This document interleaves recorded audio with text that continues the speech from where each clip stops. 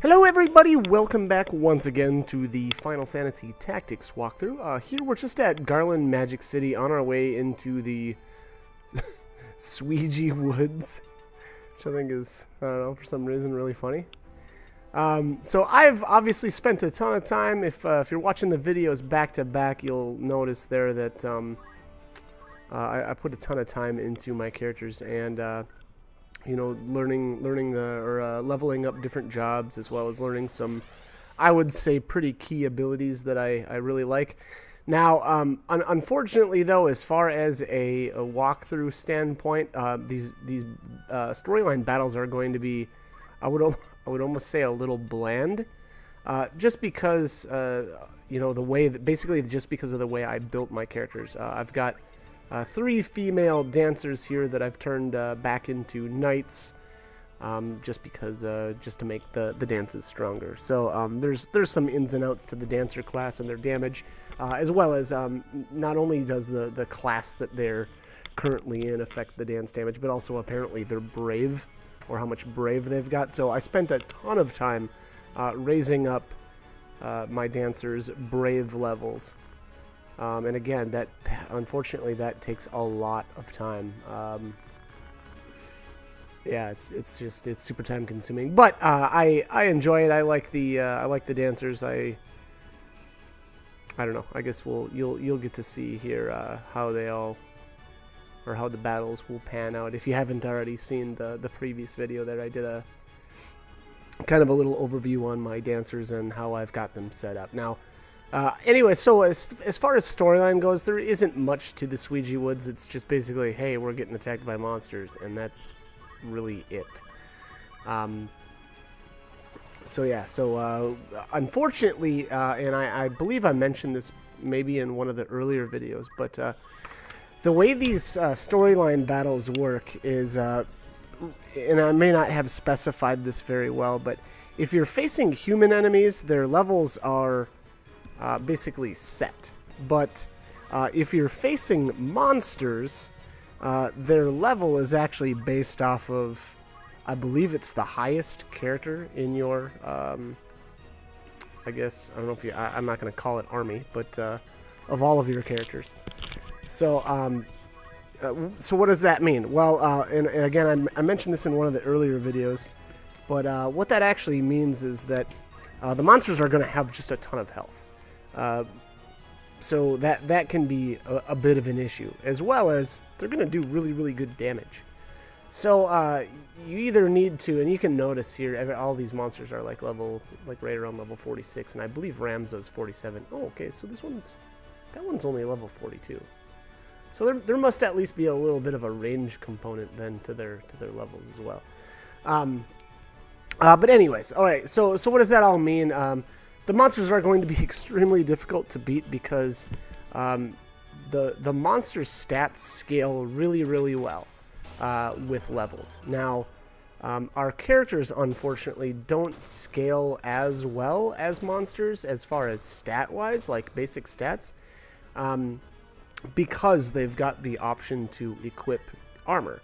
Well, that's great and that's fine. The problem there, though, is that the gear actually doesn't scale depending on your level. Sorry, the gear availability from shops doesn't scale based on your level. It only changes based on where you're at in the story. So what does that all mean? Well, basically, we've got really crummy equipment available right now, and these monsters are extremely powerful. So that can cause a bit of an issue. I would say, though, if you're familiar with the game, it's probably not that big of a deal. There's plenty of ways around that. One of them being the dancers here, obviously.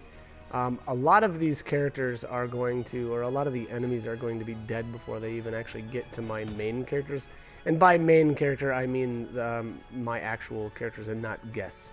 So in this battle, Delita as well as Elgis are both guests.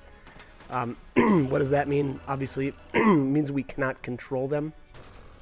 And so you see there, Elgis basically just rushed the enemies like a, well, like a not smart person.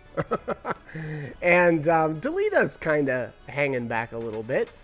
So he's playing it a little bit safer, but he's not going to live much longer either. And that's okay. That really actually doesn't matter.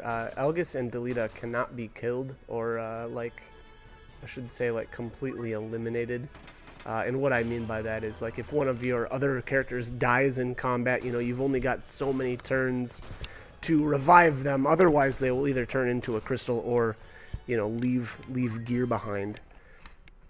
So, you know, again, you don't have to worry about keeping them alive, and you don't have to worry about them being, you know, completely eliminated. So, it works out to an advantage for my party setup here, because now all these monsters are kind of hanging around trying to take down Elgus. Meanwhile, they're all dying a slow death from my dancers. So, again, you'll see that this is kind of how these most of these battles are going to play out. You know, just with kind of my characters hanging back and and killing them slowly, killing them softly with songs. Well, dances. Sorry, it doesn't quite work there. That was a pretty poor pop culture song reference. I don't know. Anyways, all right. So I like that the bomb used self-destruct on Delita just to finish him off, which I think is kind of funny. Yeah, I don't know. Kind of weird. Whatever. Here you'll notice I've got actually I want to bring up one thing. So I've got my dancers as knights because as they level, I want them getting the little bonuses from the knight job.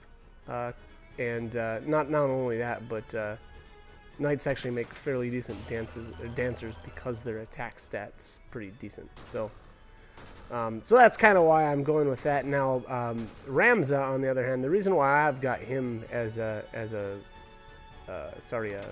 ninja is actually just because actually for the same kind of reason. I like the stat bonuses that he gets on level up. Now I'll probably do an actual guide just on leveling and what classes are best to level up as at some point. But for the most part, especially if this is the first time you ever played the game, don't even worry about it. It's very minor, and you're really going to want to either play a job that you enjoy playing, or work towards something. For instance, I leveled up Ramza as a lot of the mage type classes just so that I had access to the bard. And then once I became the bard, I spent a little bit of time to learn movement +3, and then I changed jobs again. So again, I would say maybe set a goal if you like ninjas or you like samurais, set a goal. Try to get to that job and see what you like about it, or if there's specific reaction type abilities that you really like or want to try out. Set your sights on that and go for it, and kind of just go from there. Which is exactly what I did. Like I said, I really like that movement +3 from the bard, but that's the only thing I really enjoy about that class. So then what I did was actually, and I actually want to mention one more thing about Ramza and his setup here. You'll notice that I keep using yell over and over, and that's because the amount of experience that you get is actually based on the target that you use your action on, if that makes sense. Being that he is the highest level target on the map, that's the way he's going to get the maximum amount of experience. So when he uses actions on himself, that's the best way to level. And then on top of that, I've got him equipped with the Guts command, which again is probably what makes Ramza, actually I would argue that's probably one of the most OP ability types or ability sets in the game. And it's really because of that yell command. He's going to get an upgraded version of yell a bit later. I think that's in like chapter 4, which is even more disgusting than than yell. I really like yell, if it wasn't already obvious. So why is it so good? Basically, he can yell at himself to speed himself up. which then gives him actions more frequently. Again, I mentioned this in one of the other videos, though. The dangerous thing about that, though, is if he does die or is defeated by an enemy, being that he's so fast, he will he'll excuse me, time out faster, I'll call it, than most likely than your other characters, unless you've got some other characters that are extremely quick too. So you don't have as much time to react to his death. So, you know, like I say, if he dies, you need to make sure that you get him up right away. Otherwise, you're in major danger of getting a game over. So keep that in mind. That's the good thing about speed, and also the bad thing about speed. So it's got its advantages and its disadvantages. Now, you know, I typically go with like a physical route with Ramza as well, so that makes things a little bit more dangerous than if you were to kind of take some sort of magic path, because by going a physical based route, you're likely going to eat a lot of counterattacks because of that. So again, keep that in mind too, but we will make do, and I actually really enjoy I enjoy this setup. So that's it. Finally, we've got everything dead. The dancer is obviously doing work, and Ramza didn't actually have to touch a single enemy.